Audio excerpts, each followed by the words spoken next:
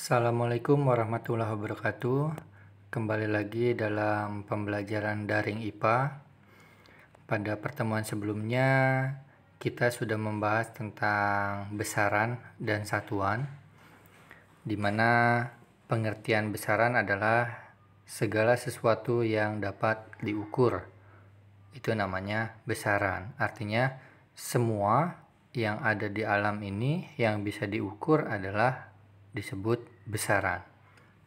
Kemudian besaran juga memiliki satuan, ya. Jadi selain besaran, itu besaran juga memiliki satuan. Besaran dibedakan menjadi dua, yaitu besaran pokok dan besaran turunan. Ada yang masih ingat besaran pokok itu apa aja? Besaran pokok itu ada 7. Ya, besaran pokok itu ada 7, ada panjang, massa, waktu, suhu, kuat arus listrik, jumlah zat, intensitas cahaya. Kemudian besaran pokok juga memiliki satuan, panjang satuannya meter, massa kilogram, waktu sekon, suhu Kelvin, kuat arus listrik ampere, jumlah zat mol, intensitas cahaya itu satuannya kandela. Itu besaran pokok. Sedangkan kalau besaran turunan, intinya adalah selain ketujuh besaran pokok ini, itu disebut dengan besaran turunan. Ya. Kemudian, kembali lagi ke materi awal. Materi hari ini adalah tentang penggunaan alat ukur.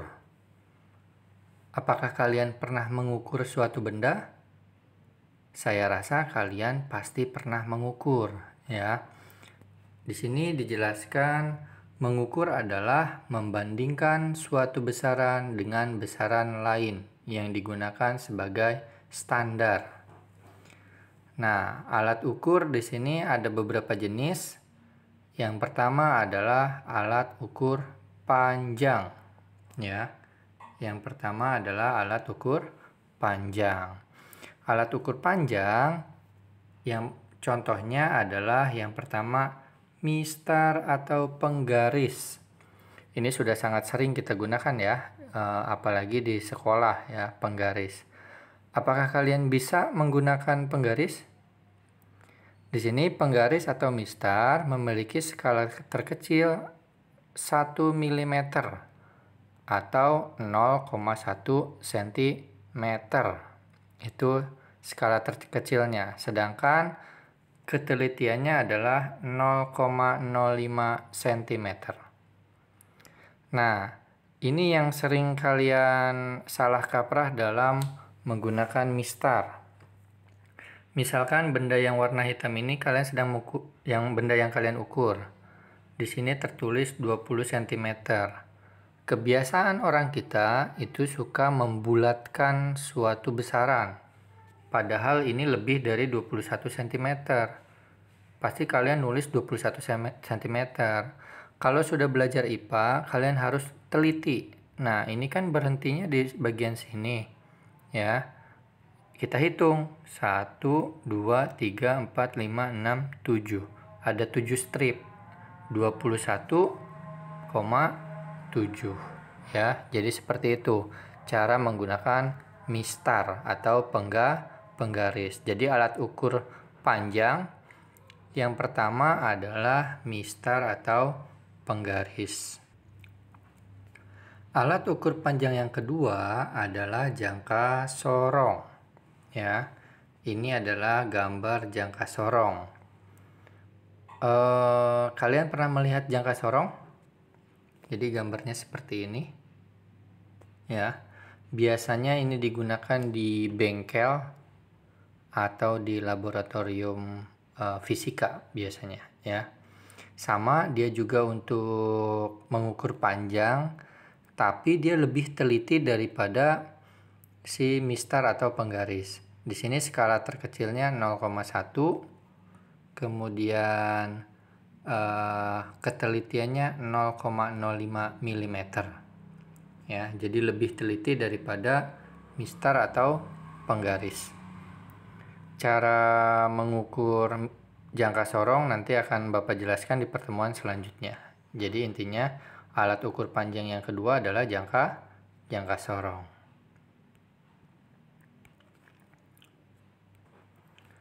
Alat ukur panjang yang ketiga adalah micrometer screw. Nah, ini gambar micrometer screw ya. Alat ini termasuk alat ukur panjang yang tingkat ketelitiannya sangat kecil, yaitu 0,01 mm, itu skala terkecilnya. Sedangkan ketelitiannya 0,005 mm. Kemudian untuk cara mengukur menggunakan micrometer screw nanti akan Bapak terangkan di pertemuan selanjutnya. Jadi bisa disimpulkan alat ukur panjang itu ada 3. Yang pertama mistar atau penggaris, kemudian yang kedua adalah jangka sorong, dan yang ketiga adalah micrometer screw. Itu alat ukur panjang. Kemudian yang selanjutnya adalah selain alat ukur panjang ada juga alat ukur massa. Alat ukur massa kalian sering menyebutnya timbangan. Jadi kalau orang kita dalam kehidupan sehari-hari untuk mengukur massa itu menggunakan timbangan. Tetapi karena kita sedang belajar IPA, timbangan itu nama IPA-nya adalah neraca. Kalau untuk yang neraca yang ini itu disebut dengan neraca Ohaus. Ohaus itu adalah mereknya ya. Jadi neraca Ohaus atau disebut juga dengan neraca tiga lengan. Kenapa 3 lengan? Ini ada 1, 2, 3. Karena ada 3 maka disebut neraca tiga lengan. Jadi untuk alat ukur massa itu adalah neraca. Massa itu kan satunya kilogram ya. Ada pada 7 besaran pokok kemarin. Kemudian yang selanjutnya adalah alat ukur waktu. Ya, alat ukur waktu. Kita sering mengukur waktu menggunakan apa? Yang paling sering digunakan adalah jam. Jadi alat ukur waktu adalah jam. Selain jam, alat ukur waktu juga disebut dengan stopwatch. Pernah ngelihat guru olahraga menggunakan stopwatch? Kalian pas tes lari, itu guru olahraga menggunakan stopwatch. Stopwatch ada 2 jenis. Ada digital dan juga analog. Apa bedanya? Kalau digital itu tulisannya kayak komputer, tulisan 1, 2, 3-nya digital. Sedangkan kalau analog kayak gini, tulisannya 1, 2, 3, 4 kayak jam biasanya ya. Jam juga sama, ada jam digital, ada jam analog. Kemudian untuk cara penggunaan atau cara membaca stopwatch nanti akan Bapak jelaskan di pertemuan selanjutnya ya. Jadi kesimpulannya untuk pertemuan hari ini kita belajar tentang alat ukur. Jadi alat ukur itu ada alat ukur yang pertama alat ukur panjang ya. Nanti Bapak tulis dulu. Jadi yang pertama itu adalah alat ukur panjang. Susah ya.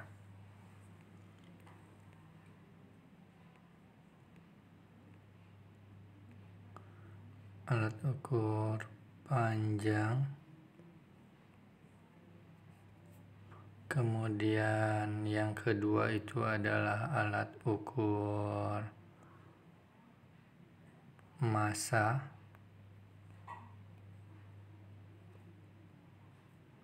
Kemudian yang ketiga adalah alat ukur waktu.